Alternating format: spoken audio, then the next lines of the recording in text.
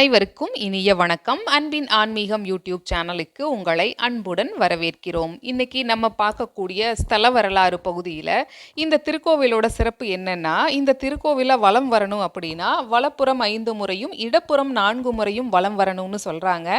வக்ரசாந்தி அளிக்கக்கூடிய திருத்தலம், சோழ மன்னர்களால் புதுப்பிக்கப்பட்ட திருத்தலம்னு நிறைய சிறப்புகள் கொண்ட இந்த திருத்தலம் விழுப்புரம் மாவட்டத்தில் இருக்கக்கூடிய திருவக்கரை அருள்மிகு வக்ரகாளி அம்மன் திருக்கோவில். இந்த திருக்கோவிலை பற்றி தெரிஞ்சுக்கிறதுக்கு முன்னாடி நம்ம சேனலை நீங்கள் முதல் முறையாக பார்க்குறீங்கன்னா ஞாபகமாக சப்ஸ்கிரைப் பண்ணிக்கலாம்.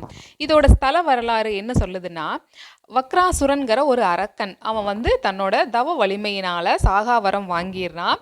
சாகாவரத்தை வாங்கிட்டு தேவர் முதலானவங்களை கொடுமை செய்து வந்திருக்கான். சிவபெருமானோட கட்டளைப்படி அசுரன் வக்ராசுரனை வரதராஜ பெருமாள் வதம் பண்ணுறாரு. அந்த வக்ராசுரனோட தங்கை துன்முகி. அந்த தங்கை துன்முகிய வக்ரகாளி வதம் செய்கிறா. அப்படி வதம் செய்யும் பொழுது என்ன ஆச்சுன்னா, அந்த ராட்சசி துன்முகி கர்ப்பமாக இருந்திருக்கா. அப்படி இருக்கிற டைமில் குழந்தையை வதம் பண்ணக்கூடாதுன்னு தர்மசாஸ்திரம் சொல்லுது. அதனால் வக்ரகாளி என்ன பண்ணுறான்னா, துன்முகியோட வயிற்றில் கருவில் இருக்கக்கூட குழந்தைய வக்ரகாளி தன்னோட வலது காதில் குண்டலமாக அணிஞ்சிட்டு அதுக்கப்புறமா ராட்சசிய வதம் செய்யறா. வக்ராசுரனோட தங்கையை அழித்ததுனால வக்ரகாளியா அங்கேயே அமர்ந்துட்டா. சம்ஹாரம் பண்ணியதால ஓங்காரமா அதீத கோபத்தோட அம்பாள் இருந்திருக்கிறா. ஆதிசங்கரர் காளியை சாந்தம் செய்து இடது பாதத்தில் ஸ்ரீசக்கர ராஜ எந்திரத்தை பிரதிஷ்டை பண்ணியிருக்காரு.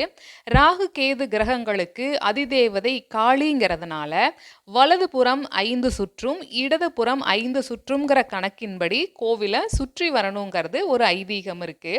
வக்ரசாந்தி திருத்தலம்னு இந்த திருத்தலத்திற்கு பெயர் இருக்கு.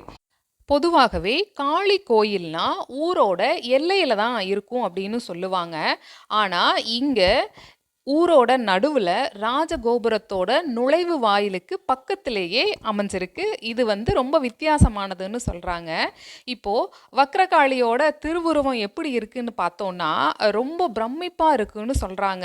சுடர்விட்டு பரவக்கூடிய தீக்கங்குகளை பின்னணியாக கொண்ட தலை, மண்டை ஓடுனால் செய்யப்பட்ட கிரீடம், வலது காதில் சிசுவோட பிரேத குண்டலம், அதுக்கப்புறமா வலப்புற கைகளில் பாசம், சக்கரம், வாள், காட்டேரி, கபாலம், பகைவர்களின் தலைகளையே மாலையாக தொடுத்து அம்மன் போட்டிருக்கா. முண்ட மாலையினை அவள் முப்பிரி நூலாக அணிந்திருக்கிறாள்னு சொல்கிறாங்க. இந்த கோவிலை வலம் வர நினைக்கிறவங்க வலப்பக்கமாக 5 முறையும் இடப்பக்கமாக 4 முறையும் வலம் தொழ வேண்டும்னு சொல்கிறாங்க. இப்போ இந்த ஸ்தலத்துக்கு ஒரு பெருமை சொல்கிறாங்க. இந்த ஸ்தலத்தோட பெருமை என்னன்னா, முதலாம் ஆதித்த சோழன் தொடங்கி சோழ மன்னர்கள் பலர் இந்த கோவிலை புதுப்பித்தும் விரிவுபடுத்தியும் வந்திருக்காங்க. மிக பழமையான பெருமையையும் புனிதமும் சிறப்புகளும் நிறைந்த திருவக்கரை உண்மையிலேயே ஒரு சிவஸ்தலம்னு சொல்றாங்க. ஏன்னா அன்னை வக்ரகாளி அம்மன் வக்ரகாளி அம்மனோட கோவில் அமைஞ்சிருக்கிறது விழுப்புரம் மாவட்டம் திருவக்கரையில் இருக்கக்கூடிய சந்திரமௌலீஸ்வரர் திருக்கோவிலில் தான். திருஞான சம்பந்தர், திருநாவுக்கரசர், சேக்கிழார், அருணகிரிநாதர், ராமலிங்க சுவாமிகள் ஆகிய அருளாளர்கள் திருவக்கரை அருள்மிகு சந்திரமௌலீஸ்வரரை பாடியிருக்காங்க. தேவார பாடல் பெற்ற தொண்டை நாட்டு ஸ்தலங்களில் ஒன்றா இருக்கிறது அருள்மிகு சந்திரமௌலீஸ்வரர் திருக்கோவில்.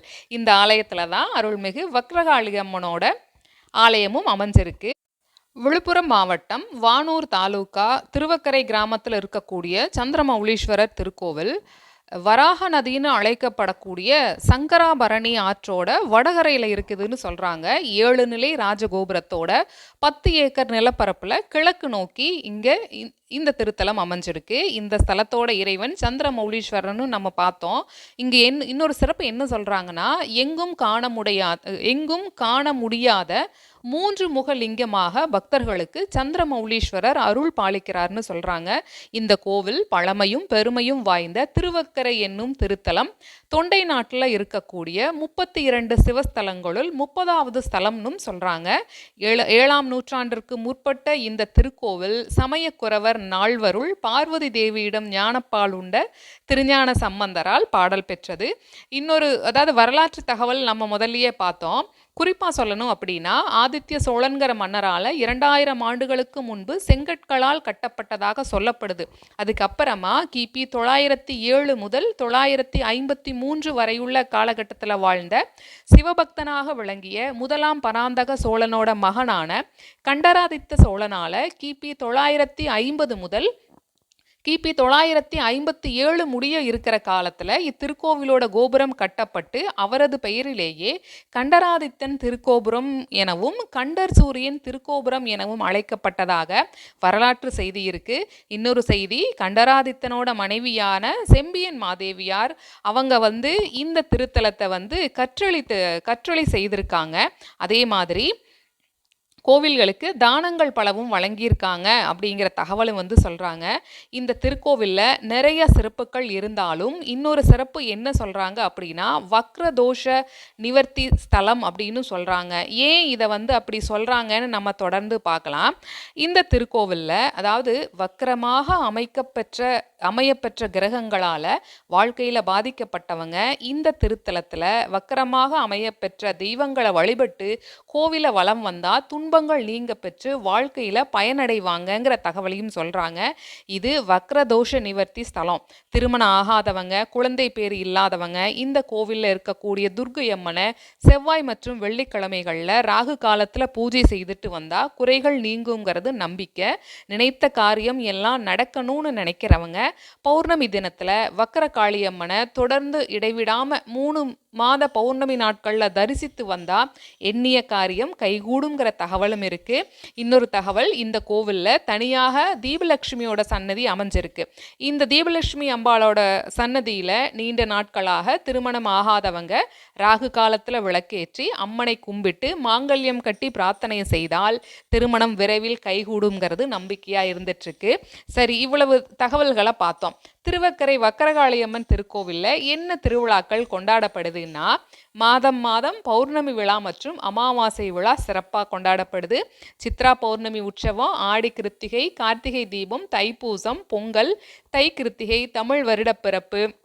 இந்த தமிழ் வருடப்பிறப்பில் திருக்குளத்தில் தெப்ப உற்சவம் நடக்குதுன்னு சொல்லியிருக்காங்க. அது மட்டும் இல்லாமல் ஒவ்வொரு மாதம் பௌர்ணமி தினத்தன்று வக்கரகாளியம்மனுக்கு சந்தனக்காப்பு அலங்காரமும் விசேஷ பூஜைகளும் இரவு 12 மணிக்கு ஜோதி தீப தரிசனமும் நடைபெறும்னு சொல்லியிருக்காங்க. ஒவ்வொரு மாதமும் அமாவாசை தினத்தில் வக்கரகாளியம்மன் மற்றும் வரதராஜ பெருமாளுக்கு சந்தனக்காப்பு அலங்காரமும் பகல் 12 மணிக்கு தீப தரிசனமும் நடப்பது சிறப்பு. இந்த திருக்கோவிலுக்கு நீங்கள் சென்று வந்தவங்களாக இருந்தால் வேறு ஏதாவது சிறப்பான பூஜைகள் அங்கே நடைபெற்றிருந்தாலும் வக்கரகாளியம்மன் உங்களுடைய வாழ்க்கையில் என்ன விதமான வசந்தங்களை கொடுத்தாள்ங்கிற தகவலையும் நீங்கள் கமெண்ட் பாக்ஸில் பதிவு செய்யலாம். நீங்கள் தெரிவிக்கக்கூடிய ஒவ்வொரு தகவலும் இந்த வீடியோவை பார்த்துட்ருக்கிற மற்ற அன்பர்களுக்கு வழிகாட்டுதலாக அமையும்.